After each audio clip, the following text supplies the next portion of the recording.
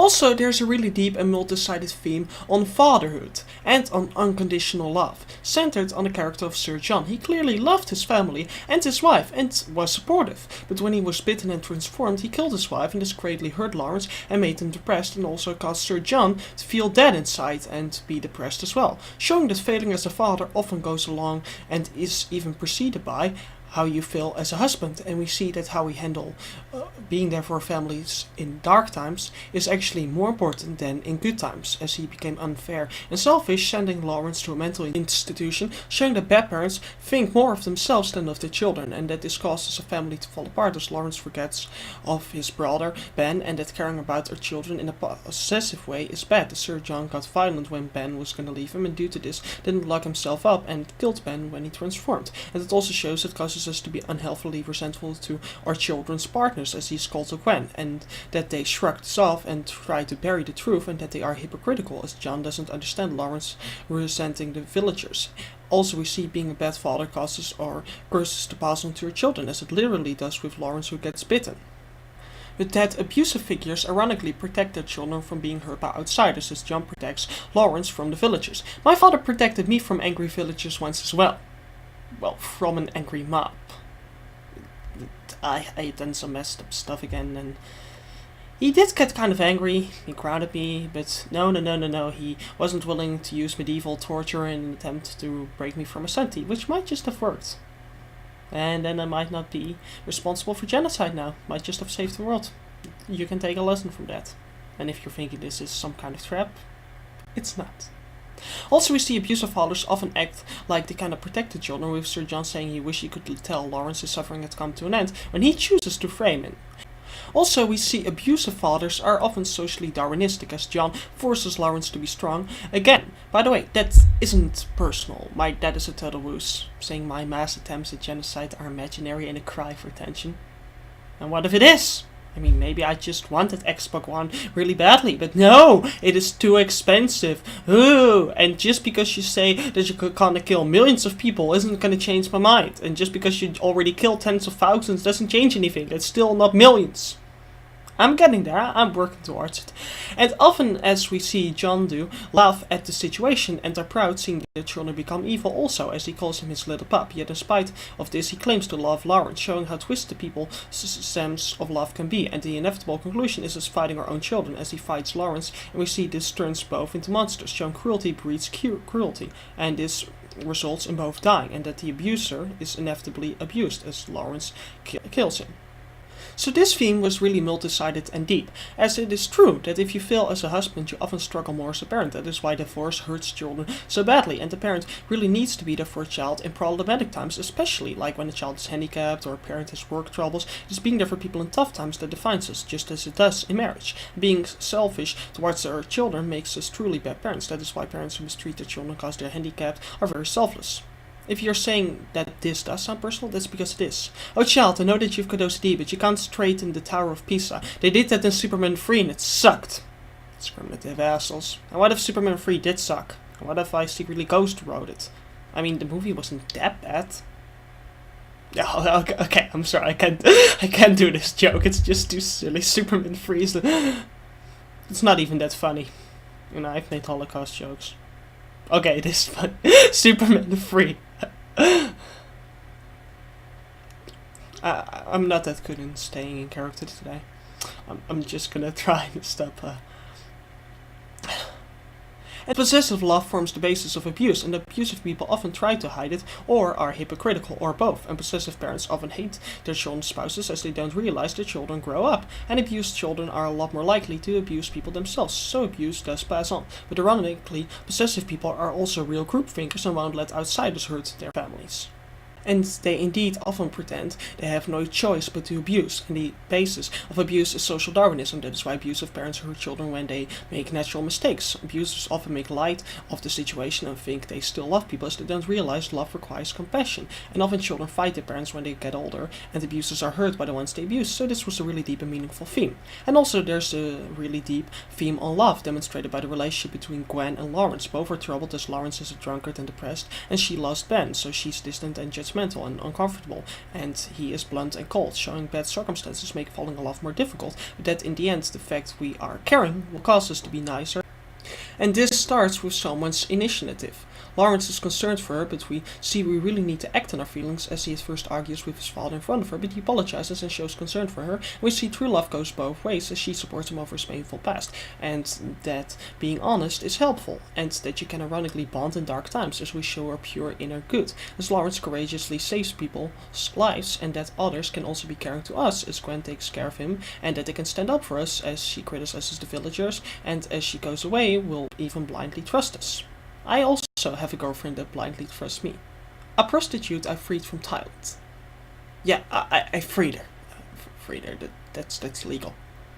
Also, we see that love is what keeps us from becoming true monsters, as Lawrence thinks of her in a mental institution and goes to her after he transforms, unlike his father who killed his wife, and she gives him hope, showing that love allows us to be at peace, and that true love goes against prejudices, as she doesn't listen to the horrible things Francis says, and that love causes us to be proactive, as she meets the gypsy woman, and she thinks she cannot kill him, but she's asked if she loves him, showing love means we sometimes need to hurt the people we care about.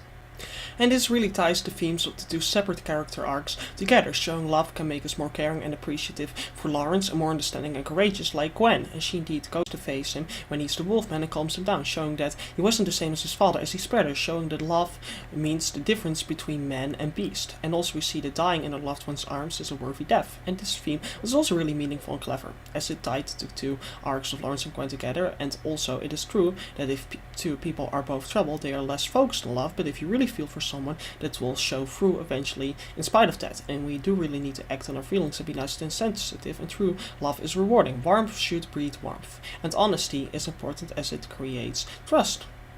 Or as you saw with me being hung up on, it leads to being hung up on. And love can show in dark times.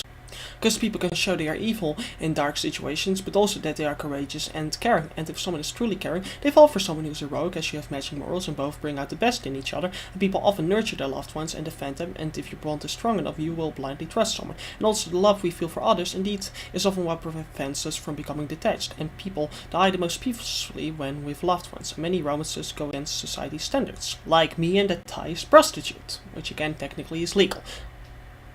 And is a joke, this is comedic, so you cannot actually legally use this against me in any upcoming lawsuit. Also, if you really love someone, you should act proactive and be cruel to them if that is necessary, like when you have loved ones committed. And love indeed can make us caring and therefore gives people a reason to be strong yet sensitive. Also, indeed, it is selflessly loving someone that makes us different from animals full of lust. And if you die with your loved ones, you can know you have lived a meaningful life. So the film had really a lot of deep themes that were smart and clever, as you can see. And the film has a really dark and dramatic tone, but it can also be exciting and warm, and it perfectly merges multiple genres. Action with horror, suspense, romance, drama and mystery, and it all perfectly goes together, along with also religious conflict, as it's all very serious, at the same time exciting and brooding, and very suspenseful, and it all fits very perfectly and has a lot of heart, and it's very meaningful and somewhat optimistic, while at the same time being brooding and also gloomy. And I think the film was paced very well. Jeremy complained the pacing in general was bad, as the opening would be too long, but most more sophisticated thrillers are. Alien took 40 minutes before the action started just a little bit, and he complains that they have months take place in just a few minutes, but if they didn't, there'd be even less action. I mean, then you'd have just one wolf attack, and he complains the wolf fight scenes are only for about 5 minutes. What do you want? I guess that he wants one chunk of the film to be like 30 minutes of action, and the rest just talking. That would kind of be Temple of Doom pacing, something which worked very well for that film, even though people already complained very much of it on that film and preferred the pacing of Raiders of the Lost Ark. But that just doesn't work in every film, especially not in horror films. They just don't work that way. They have slow openings with characterization and plotting, and then have action scenes slowly grow longer and longer and longer. That step by step also become more suspenseful. And by the way, disclaimer, review 1 still respects Jeremy's opinion, as Jeremy is popular and he's a suck-up and a coward. And he is a horrible friend and therefore ditches the movie Dr. Vol who hated on him. Yeah. And also people complain the film builds up pointlessly to the inevitable, but that is what all horror films and tragedies do. And they also complain that there was little time for character development, but that is what the slower scenes are for in the first place. So really, what do you want? I know what you want. You want to get castrated, and I'll make sure that that happens. With blunt scissors. That makes it extra fun. For me! So the writing was great. The film also had great atmosphere, being airy and somber, and it succeeded as an actioner, a romance, family tragedy, and suspenser, but also as a horror film. People have also criticized the horror. Brandon C. said that the Wolfman had no reason to kill or massacre people, and that the kill scenes were pointless and reduced him to a killing machine. However, the Wolfman isn't a monster like Frankenstein or Dracula, in that he is also Lawrence Talbot. The Wolfman is essentially all the darkest sins of man, mainly lust and wrath, manifested into one being, in which these sinful motivations and emotions make up his entirety. When you have a beast that merely operates by sinful passions and desires, you truly end up with a bloodthirsty and evil creature that kills for pleasure. He isn't a creature of sentient thinking or conscience or emotion. That's Lawrence Talbot. Also, people hated on the killing special visual effects, and wait a minute. I'm out of order again. I'm panicking. I need to... Wait a minute. Am I ripping off Iron Man 3 here? Okay, we're not gonna do that. Brandon C. also complained that the Wolfman kills after his transformation were gross and cheesy. And actually, as a huge horror I'm sorry, this was written by the movie Doctor. You're gonna have to give me the aficionado? I don't know that word, but anyway, the gore really wasn't that bad. Much of the blood is covered in darkness, and while there's some hardcore gore here and there, it's no worse than your average slasher flick and rather low by the standards of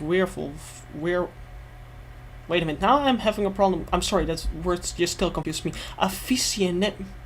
Anywho, werewolf films, as Dog Soldiers and American Werewolf in London, are two of the bloodiest movies I've ever seen. He also complains about the scene in which the Wolfman chases a villager into the swamp and beheads him, saying that the effect was stupid and laughably bad and didn't really fit. And I disagree, as it conveys just how horrific and strong the Wolfman is as a monster, capable of taking off a man's head with a single blow. Also, if you don't watch out, something similar will happen to you. Not that a Wolfman attacks you. I'm not a monster. I'm willfully evil, and I'm trained with katanas. In that I can swing them around a little, so it will take a couple of swings. About 13. Lawrence and Sir John finally fight each other in the end in an action scene that Jen Gemados describes as silly, and many other reviewers have called dumbed down and out of place. And while I agree that the fight isn't the strongest part of the whole movie, that's only because other elements such as the acting, characters, romance and themes are so strong. Lawrence and Sir John are almost locked in a gentleman's battle throughout the film, subtly insulting each other for their chosen lifestyles, and also we do see the tension and discomfort between them rise as the movie goes on. Having all of this lead up to a full-on fight between them really makes the fight more satisfying, more intense and more suspenseful. And the fight scene also has loads of symbolism, such as the burning mansion symbolizing how the Talbot family legacy is being burned away and destroyed by the relationship between Lawrence and Sir John, as well as the scene in which Sir John is kicked into the fire. As stated earlier, Sir John likes to use religious quotes and references to the Bible to give off the impression that he's a religious man, but in reality he's greedy, selfish, cruel and cold, and above all a sinner, and him being kicked into the fire not only represents how he is going to hell for sins, despite his so-called religious nature, but also how, unlike the common theme of water washing away your sins, Sir John's sins have consumed him, so his sins burn away along with his life. Lawrence decapitating Sir John also symbolizes how Sir John was the barbaric head of the family and generally the representation of the Talbot family as a whole, and in decapitating him, you destroy the image of the Talbot legacy. Or maybe it was just an excuse to watch werewolves beat the shit out of each other, I don't know. Wait a minute, I actually didn't write the joke, the movie Doctorful did, so this says two things. Either he actually has a sense of humor, or I'm doing this all for nothing because he acknowledges that this is just a horror movie flick and I shouldn't have been pretending that I liked it. It sucks, and I'm coming after you for that word aficionado, so, where was I? Also, the fight was really intense, fast, and full of destruction and clawing. It was a really exciting action scene. Just as your mom. Well, you know the drill. I'm meeting Sir John in hell when I die. I'm going there. So how was your day?